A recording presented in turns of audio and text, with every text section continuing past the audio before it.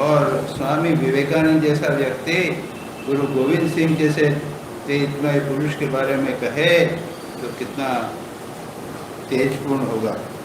स्वामी जी कहते हैं, ओजस्वी भाषा में कुछ कुछ वर्णन करते हुए, गुरु सिंह का प्रसंग करते हुए कुछ वर्णन करते हुए बताने लगे कि किस प्रकार उनके त्याग, तपस्या, तितिक्षा, प्राणनाशक परिश्रम के फलस्वरूप ही सिखों का पुनरुत्थान हुआ था।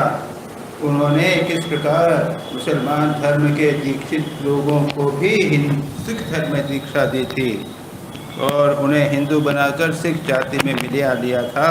किस प्रकार उन्होंने नर्मदा के तट पर अपनी मानव लीला समाप्त की थी।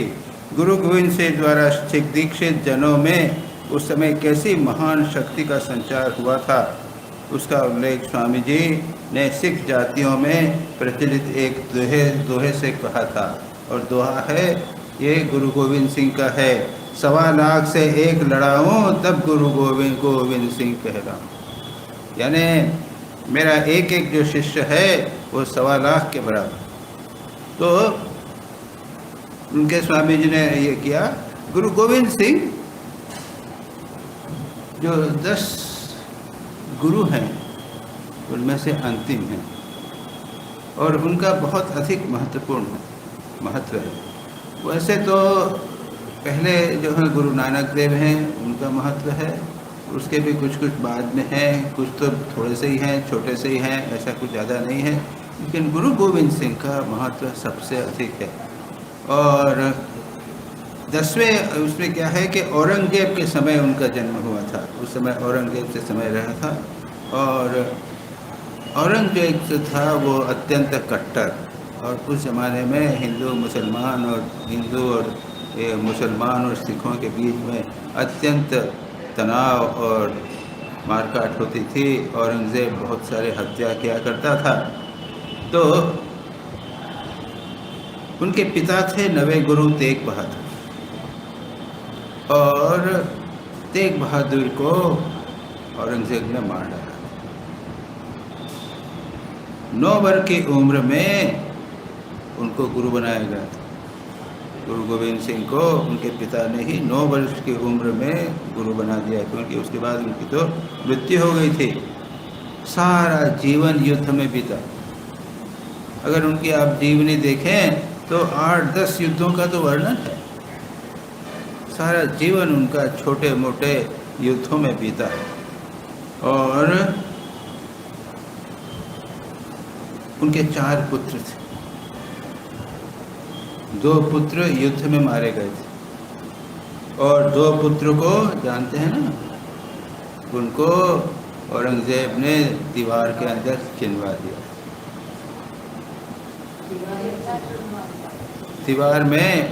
दीवार के अंदर जिंदा उनको चिनवा दिया। उनको कहा कि तुम लोग मुसलमान बन जाओ। कम उम्र के थे, 9 बरस के, 8 बरस के, इस प्रकार के थे। उनको बोला कि मुसलमान बन जाओ, नहीं तो तुमको हम मार डालें।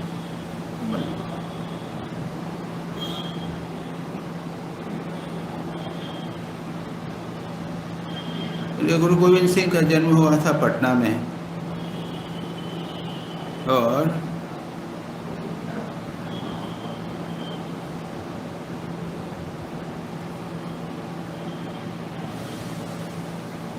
इनसे यानी अधिकांश बहुत महत्वपूर्ण जो सिख धर्म की स्थापना, उसका जो प्रचार प्रसार, उसकी प्रतिष्ठा, बहुत सारा उनके ऊपर निर्भर करता है। खालसा की स्थापना, जिसे हम खालसा कहते हैं, तो ये जो एक सिखों का एक विशेष संघ, विशेष ग्रुप, इसको खालसा कहा जाता है। खालसा यानी प्योर खास कहा जाता है। उसकी स्थापना उन्होंने की थी, खालसा पंथ की स्थापना की थी। और ये वहाँ पर आनंदपुर साहब में वैशाखी के दिन, वैशाखी पूर्णिमा जो मानते हैं ना, वो उन लोगों के हिंदुओं मुसलमान अपने सिखों में बहुत इम्पोर्टेंट है। अच्छा, उसमें स्वामी जी का हम पढ़ते हैं, उसके बाद फिर यहाँ पर आएंगे। अर्थात वो 1.25 लाख से 1 लड़ाऊं की शक्ति होती थी, यानी क्या है कि मेरे एक एक जो है वो 1.25 लाख के बराबर होगा, इतनी शक्ति वाले एक एक होंगे। दीक्षा ग्रहण पड़ने पर उनकी शक्ति से यथार्थ धर्म प्राणता उपस्थित होती थी और प्रत्येक का शिष्य का हृदय वीर भाव से पूरित हो जाता था। वह उस समय 1.25 विधर्मियों को पराजित कर सकता था, ये स्वामी जी कह रहे हैं। धर्म की बातें बखान करते हुए स्वामी जी के नेत्र मानो उनका तेज निकल रहा था।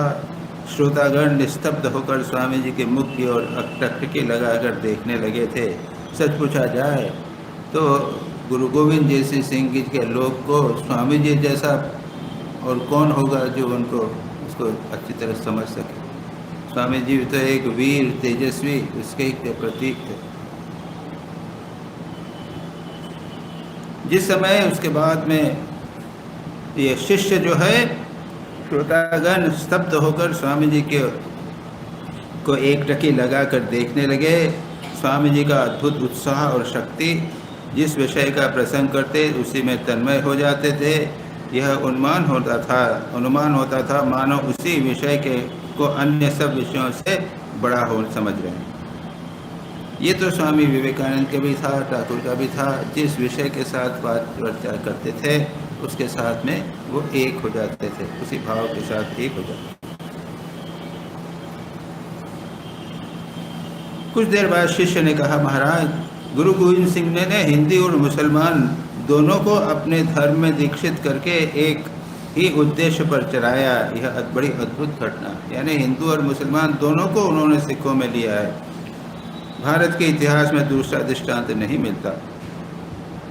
स्वामी जी कहते हैं, जब लोग अपने में एक ही प्रकार के उद्देश्य का अनुभव नहीं करेंगे तब तक कभी एक सूत्र में आबद्ध नहीं हो सकेंगे।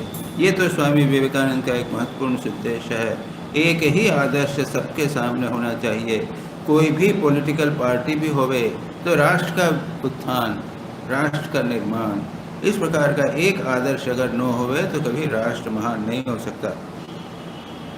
जब तक उसका ध्येय एक न हो तब तक कोई सभा, समिति, वक्तृता साधारण लोगों को उनके द्वारा नहीं किया जा सकता।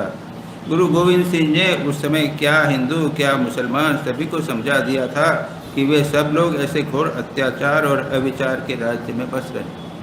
उस समय दूसरी स्थिति थी, अब तो ज़माना बिल्कुल बदल गया, हम स्वाधीनता के उसमें हैं, लेकिन जब पराधीन थे या मुसलमान थे उस समय क्या सिचुएशन थी ये हमको कल्पना करना भी हमारे लिए संभव नहीं है। और गुरु गोविंद सिंह ने यह बात उन सभी को समझा दी। हिंदू मुसलमान सब उनको मानते थे, वे शक्ति के साधक थे। भारत के इतिहास में उनके समान बिरला ही दृष्टांत मिलेगा। इसके बाद ये हुआ गुरु गोविंद सिंह के बारे में। और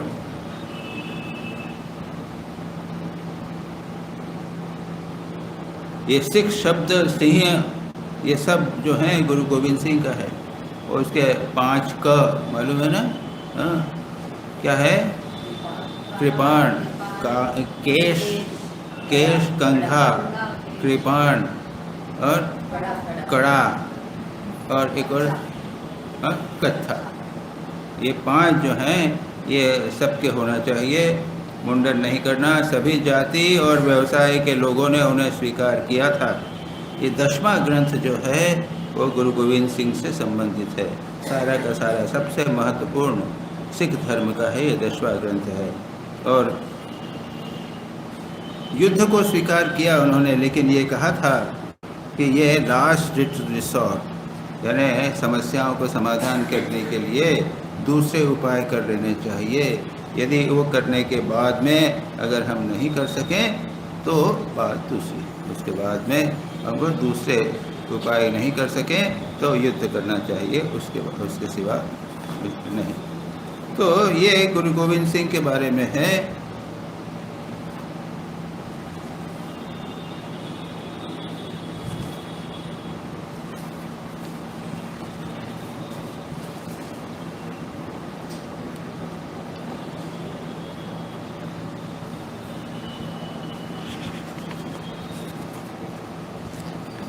मैंने सब थोड़ा सा स्टडी किया,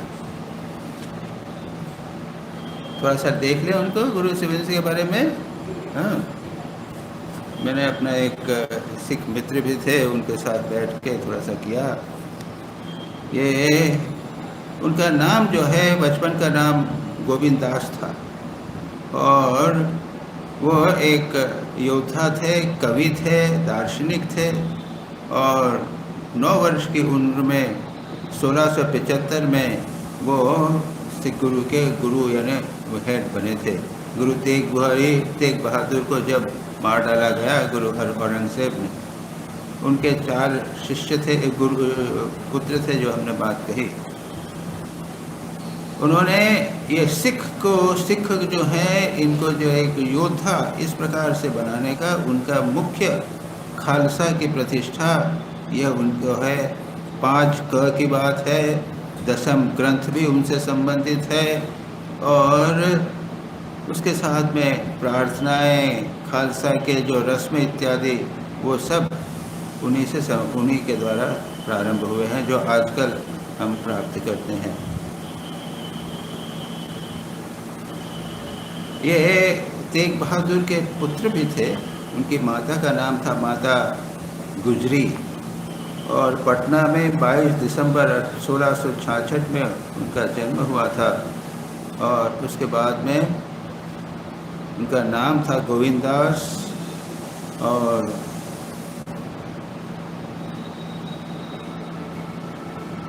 पटना में वो 4 वर्ष वहाँ रहे थे, उसके बाद में इधर आ गए थे।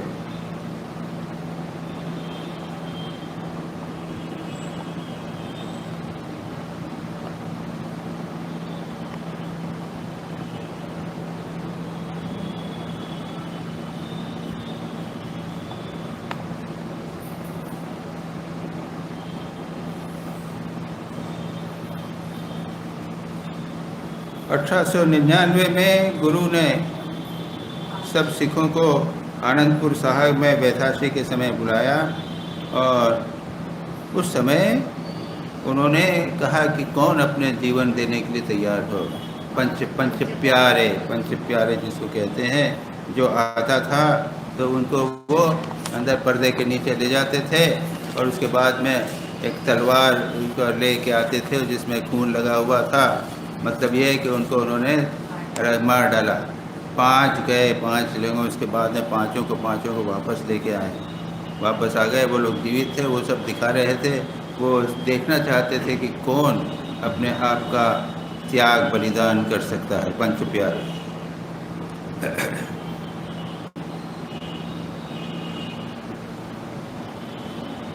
फिर एक इन लोगों का अमृत भी है, वहाँ जल और उसमें चीनी मिलाकर एक आयन लोहे के बर्तन में करते हैं, और एक तलवार से उसको घुमाते हैं, और फिर इसको कहते हैं अमृत कहा जाता है। इसको बहुत महत्व देते हैं।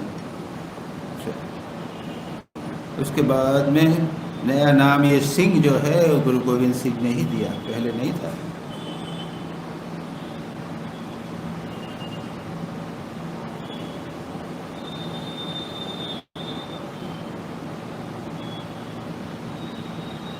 और जब ये 5 प्यारे हुए, उसके बाद में बड़ा इंटरेस्टिंग है, उसके बाद 5 हो गए, उसके बाद में गुरु गोविंद सिंह जो है, उनको गुरु गोविंद राय थे, वो भी गुरु गोविंद सिंह हुए, यानी 6ठे प्यारे। This institution replaced the Charan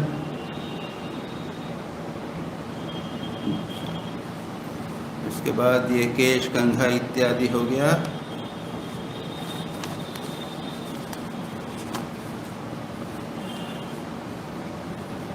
और जो 10म ग्रंथ है जिसका यहाँ पे उल्लेख है, उसमें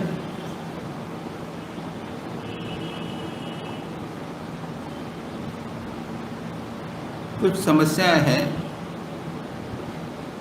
उसमें बड़ा ग्रंथ है, 1428 पेज हैं, 17,000 उसमें दोहे या छंद हैं, 18 सेक्शन हैं, उसमें स्तुतियां हैं, उसमें कहानियाँ हैं, पौराणिक कहानियाँ हैं, हिंदू पौराणिक कहानियाँ उसमें से लिखी गई है, और उसमें दुर्गा का भी उल्लेख है। पुराण और महाभारत से बहुत सारी किताबें वहाँ उसमें आ गई हैं।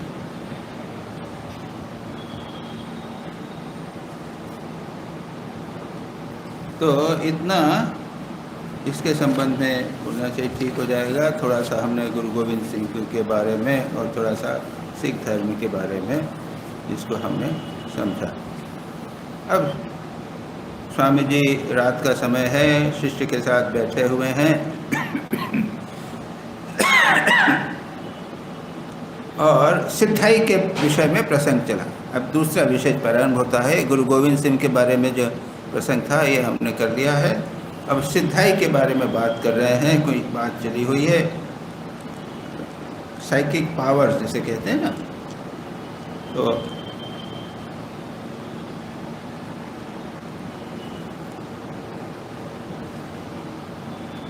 स्वामी जी बोले सिद्धाई या विभूति मन के थोड़े ही संयम से प्राप्त की जा सकती है। यहाँ तक एक स्थान पर तो ये कहा है स्वामी जी ने कि कोई 7 दिन तक एकाग्र करे मन को किसी गुरु के माध्यम से, तो कुछ न कुछ सिद्धाई प्राप्त हो सकती है। और मुझे याद नहीं आ रहा है कि मैं जब युवक था और स्वामी विवेकानंद को पढ़ा करता था और ध्यानवान किया करता था तो कुछ हुआ था, अब याद नहीं आ रहा है क्या हुआ था। हाँ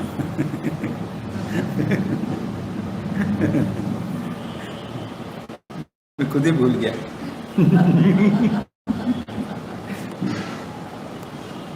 और शिष्य को लक्ष्य करके कहते हैं, क्या तू औरों के मन की बात जानने की विद्या सीखेगा?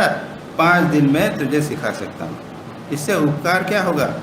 क्यों औरों के मन की बात जानेगा, इससे ब्रह्म विद्या में कोई लाभ होगा? कुछ नहीं होगा। जब विद्या सीखने से, तब मेरे विद्या सीखने का कोई प्रयोजन नहीं है, परंतु आपने सिद्धाई के विषय में कुछ प्रत्यक्ष किया हो तो उसको सुना। तो यहाँ पे थोड़ा सा एक वही है, एक स्वामी जी की 2 घटनाएं हैं जो आप लोगों ने सबने सुनी होगी।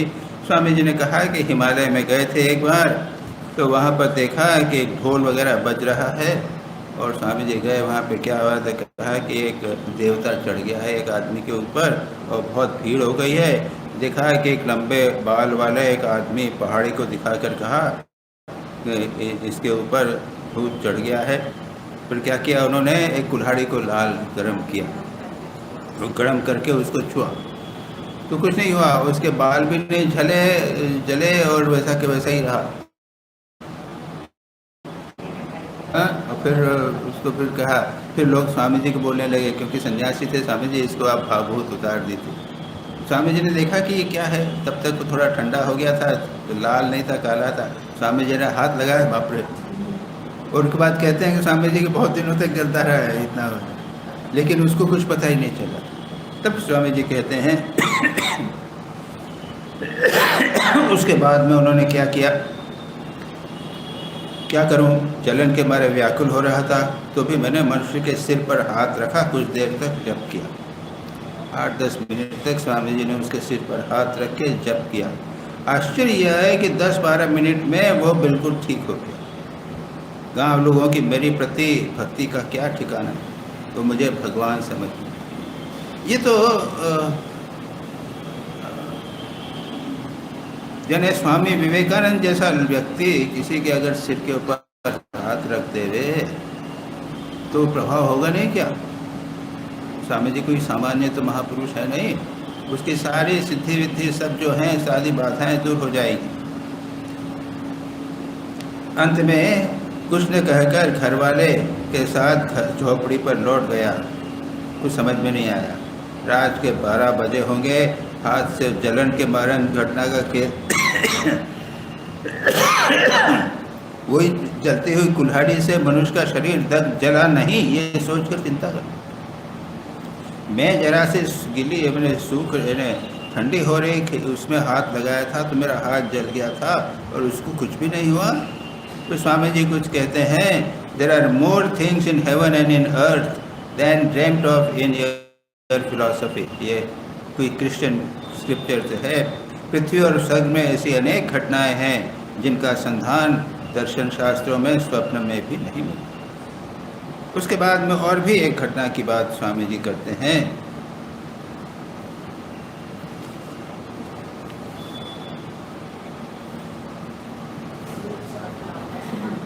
और फिर स्वामी जी कहते हैं ये तो दुर्भाग्य है, अधिकांश मानव का मनुष्य इतना दुर्बल है।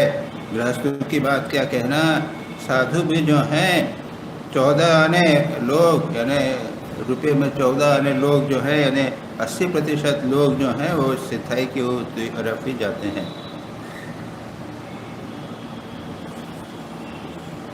उसके बाद में स्वामी योगानंद जी थे, उन्होंने कहा कि वो मद्रास की बात सुनाओ, तो वहाँ पे सिद्धाई की बात शिष्य ने उसे नहीं सुना था, इसलिए स्वामी जी सुनाने लगे। मैं मनमत भाव के भवन में था, एक दिन मैंने स्वप्न देखा कि मेरी माता जी का मृत्यु हो गई। स्वामी जी को स्वप्न आया, बड़े चिंतित हो गए। तो उन्होंने क्या किया, दूसरे दिन बहुत घबरा गया, टेलीग्राम दे दिया है, घर पे दे दिया कि भाई बताइए। और इधर मद्रास से मित्रगण अमेरिका जाने की प्रबंध करने में जल्दी मचा रहे थे, और माँ का कुशल सब संवाद नहीं आए, तब तक मैं कैसे जाऊँ, बड़ी चिंता में था, उद्वेग में था। इस समय मनमत बाबू, मैं आला सिंगा और उन लोगों ने कहा कि एक निमित्त उनके साथ में एक पिशाच सिद्ध मनुष्य है, एक मनुष्य है जो पिशाच सिद्ध है, उसके पास जाने के लिए उससे वो बता सकता है कि माँ की मृत्यु हुई है नहीं हुई है इत्यादि। अभी तो यहाँ अब ज़माने में तो बदल गया है, यहाँ तो मोबाइल फ़ोन कर लिया हो जाएगा, पहले टेलीग्राम दिया, अब टेलीग्राम को भी टाइम लगेगा। तो वो वहाँ उसके यहाँ पहुँचे, वो लोग एक ये मनोज बाबू, स्वामी जी और अला सिंगा, एक सज्जन और एक सज्जन, कुछ 4 लोग रेल से में गए, कुछ दूर रेल में गए, फिर पैदल चलकर वहाँ पहुँचे। क्या देखा, स्मशान के पास में एक विकट आकार का मृतक सा सूखा व्यक्ति पड़ा हुआ है, सूखा हुआ है, बहुत काले रंग का रंग का मनुष्य बैठा हुआ है। उनके अनुचर गणों ने किड़ीमिड़ी मद्रासी भाषा में बातचीत की और उसने ध्यान नहीं दिया। जब हम लौटने को हुए तब उन्होंने कहा ठहरिए। फिर हमारे साथी अला सिंगा ने उनसे बातचीत की, हमारी भाषा में उसे समझाने का प्रयत्न किया, हम लोगों को ठहरने का कहा। उसके बाद पेंसिल लेकर उसने कुछ लिखा। लिखते लिखते वो गहरा एकाग्र हो गया। उसके बाद में उसने कहता है फिर देखा मन एकाग्र हो गया, बिल्कुल स्थिर हो गया। उसके बाद मेरा यानी स्वामी जी का नाम, गोत्र, 14 पीढ़ी तक की सारी बातें बताई और कहा कि श्री राम कृष्ण मेरे साथ सर्वदा फिर रहे हैं। माता जी का समाचार, मंगल समाचार भी बताया और कहा कि धर्म प्रचार के लिए मुझे शीघ्र बहुत दूर जाना पड़ेगा। इस प्रकार माता जी का कुशल प्रश्न करने पर, उसके बाद हम लोग कुशल समाचार मिलने पर हम लोग शहर लौट आए। यहाँ पहुंचकर कलकत्ते से तार के जवाब में माता जी के कुशल प्रश्न भी, संवाद भी मिल गया। स्वामी जी को योगानंद को लक्ष्य करके स्वामी जी ने कहा, परंतु उस पुरुष ने जो बतलाया था वह सब पूरा हुआ, यह काकतालीय के समान ही हो या किस प्रकार हो गया पता नहीं। यानी बाई चांस उसने बोल दिया, वो ठीक निकल गया, लेकिन क्रेडिट तो देना चाहिए।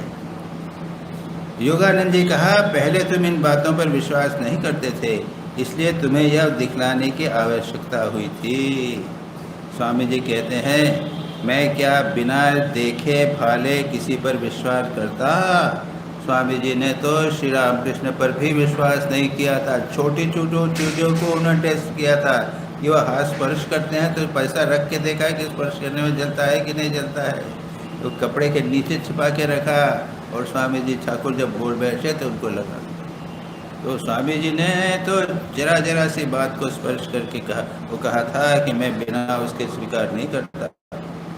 स्वामी जी कहा कि मैं तो ऐसा मनुष्य नहीं हूँ, महामाया के राज्य में आकर जगत रूपी जादू के साथ साथ और कितने ही जादू देखने में आए हैं। ये संसार जो है ये माया है, जादू ही तो है। इस दृष्टि से देखें, वेदांत की दृष्टि से देखें तो जादू दिखा। और वो एक सुनाया करते थे ना, स्वामी जी सुनाया करते थे या कोई सुनाया करता था, हैं ठाकुर? एक आदमी बोलता था ना, रोज झरने के पास जाता था। एक व्यक्ति था, वो रोज झरने के पास जाता था और देख के वाह वाह भगवान क्या बनाया है, वाह क्या बनाया है, वाह वाह क्या बनाया है। ये संसार जो है अगर इस प्रकार से देखें तो आनंद आएगा। इस संसार में पड़ो नहीं, अपने शरीर में भी देखिए क्या हो रहा है। और वो होते भी जो हैं लोग कुछ ऐसे सकते हैं, अपने शरीर की चिंता ही नहीं करते, देख के आनंद करते हैं। देखो भगवान ने क्या बनाया है, कैसा कैसा बनाया है। और वो है ना किसका है वो, कई मज़ेदार मज़ेदार कहानियाँ हैं। बीमारी हो रही है, वो कीड़े पड़ गए हैं, कीड़े गिर रहे हैं, रमन महर्षि ने और कुछ श्रम कर नहीं, वो कप में उसको उखाड़ के फिर अपने उसके अंदर जहाँ रख रहे हैं। अरे कीड़े, तो ये जो संसार है ये कीड़ों के लिए सत्य है, कीड़ों के लिए अच्छा है, इम्पोर्टेंट है, जीवन उनका मर जाएगा। और जो ज्ञानी व्यक्ति है उसके लिए क्या है, वो तो सच्चिदानंद स्वरूप स्वयं ही है। और ये शरीर जो है ये तो मिथ्या ही है, ये ऐसे ही मरने वाला है। इससे अगर कुछ कीड़ों का लाभ हो जाता है तो भी ये शरीर धन्य।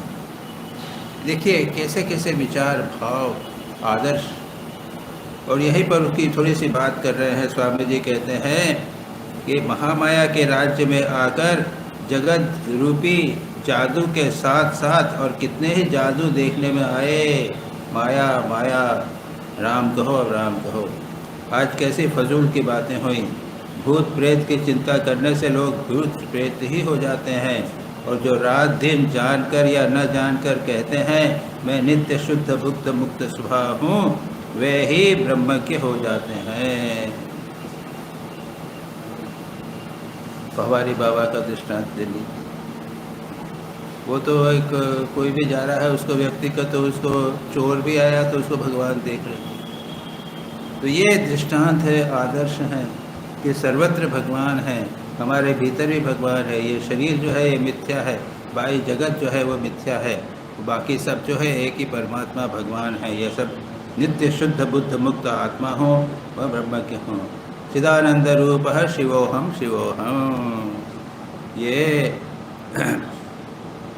बिल्कुल बचपन में, यानी आध्यात्मिक जीवन का प्रारंभ हमने जब किया था और सत्स्वरूपानंद जी के पास जब जाते थे विद्यार्थी के रूप में, तब उन्होंने कहा था हमको कि ये श्लोक तुम रोज पढ़ याद कर बोलना, ये स्तोत्र चिदानंद रूप शिवोहम शिवोहम मनोबुद्धि अहंकार चित्तानि नाहम न च श्रोत जिह्वे न च घ्राण नेत्रे न च व्योम भूमिर्न तेजो न वायु चिदानंद रूप शिवोहम शिवोहम। तो ये निर्वाण षटक हमेशा हम सभी को याद रखना चाहिए। जीवन का एक ठीक, कम से कम याद तो रहे, बार बार याद रहे कि यही सत्य है और बाकी सब मिथ्या है, सब चले जाएंगे।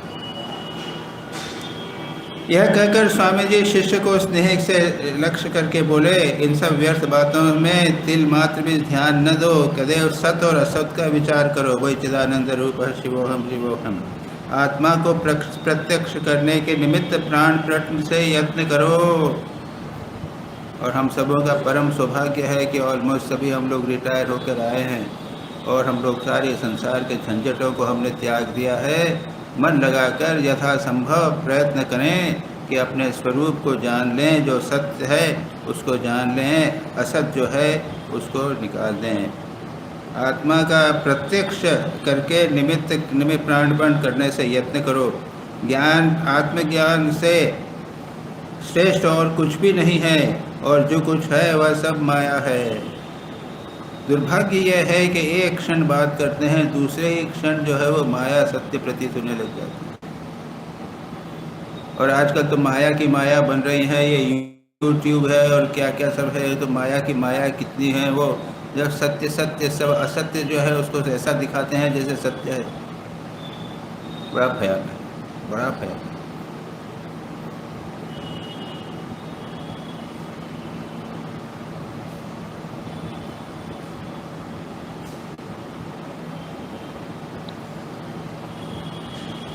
आत्मज्ञान से श्रेष्ठ और कुछ भी नहीं है, और जो कुछ है वह सब माया है, जादू है। एक प्रत्येक आत्मा ही अबाधित सत्य है। इस बात की यथार्थता में ठीक ठीक मैं समझ गया हूँ। इस बात की यथार्थता मैं ठीक ठीक समझ गया हूँ, इसलिए तुम सबको समझाने की चेष्टा करता हूँ। एकमेवा द्वितीयम ब्रह्म नेह नानास्ति किंचन। ये हमारा वेदांत का जो मुख्य सिद्धांत है। एकमेवा द्वितीयम ब्रह्म, ब्रह्म ही एक है। न इह न नाना, यहाँ पर जगत में नाना वस्तु है, भिन्नता, द्वैत ये नहीं है। बात करते करते रात के 11 बज गए। इसके बाद स्वामी जी भोजन कर विश्राम करने लगे और स्वामी जी के चरण वंदन करके शिष्य विदा हुआ। स्वामी जी ने पूछा, कल फिर आएगा था? शिष्य ने कहा, जी महाराज अवश्य आऊँगा। प्रतिदिन आपके दर्शन करने से आपके दर्शन न करने से चित्त व्याकुल हो जाता है, ऐसा हमारा भी होवे। प्रतिदिन कम से कम वेदांत का चिंतन होवे, भगवान का अच्छा ध्यान होवे, तब बिना संसार कैसे चलेगा, जीवन कैसे चलेगा। ये तो स्वामी जी वहाँ विद्यमान थे और प्रतिदिन शिष्य को अवसर मिल जाता था, लेकिन हमें नहीं मिलता। कम से कम थोड़ा तो कुछ मिले, कुछ थोड़ा एक मन जो है वो थोड़ा सा उच्च स्तर पर रहे, परमात्मा स्तर पर रहे, वही सत्य है, यही होना चाहिए। अब चलें परिच्छेद 13, और ये है स्वामी जी के ठाकुर की जन्मदिन का वो जन्मोत्सव का उत्सव है, उसका थोड़ा सा वर्णन यहाँ पर किया गया है। थोड़ा विषयांतर होगा, लेकिन भाव तो वही है, वो परमात्मा चिंतन सर्वत्र किसी प्रकार से चल रहा है। जिस वर्ष स्वामी जी इंग्लैंड से लौटे उस वर्ष दक्षिणेश्वर में रानी रासमणी के काली मंदिर में श्री रामकृष्ण का जन्मोत्सव हुआ था। उसके बाद अनेक कारणों से अगले वर्ष वहाँ नहीं हुआ। आलम बाजार मठ में गंगा जी के तट पर नीलांबर बाबू के मुखोपाध्याय की वाटिका में किराए में से हटाया गया। उसके बाद में जमीन निमित्त मठ की ज़मीन मोल ली गई, किंतु कई कारणों से वहाँ पर उत्सव नहीं हुआ। ज़मीन समतल नहीं थी और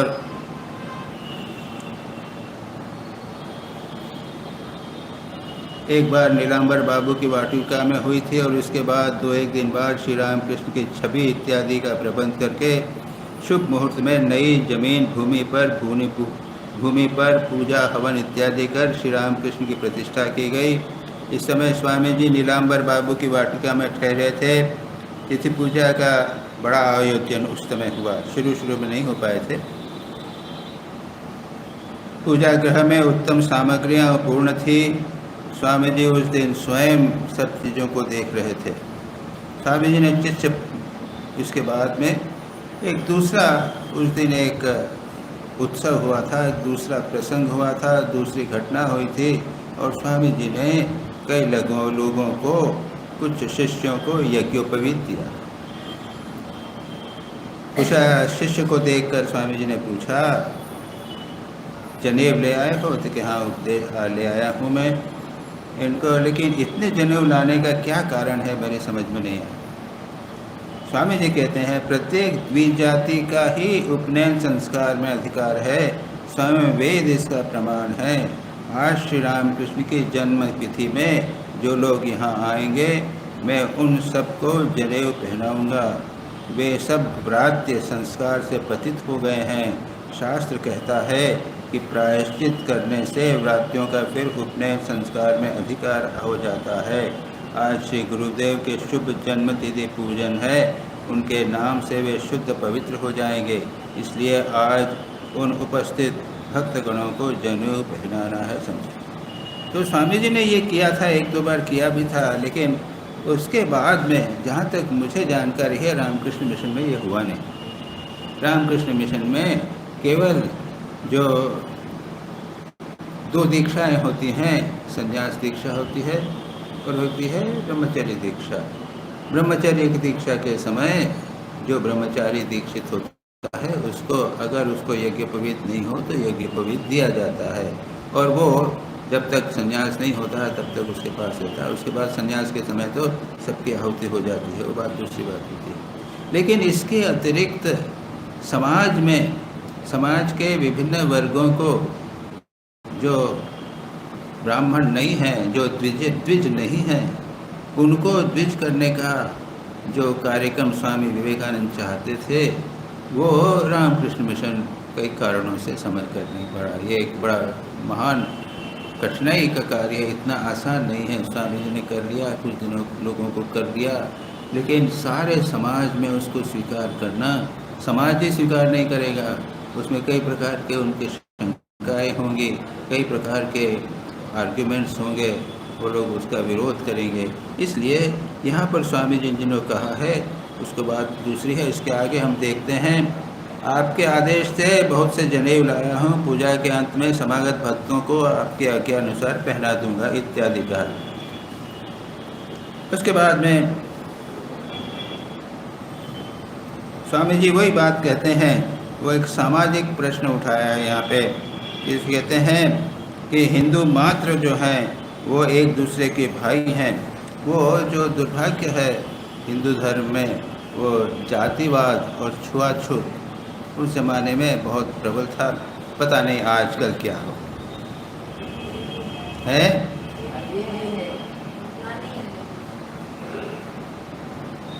तो सारा ज़माना बदल गया है, बिल्कुल है।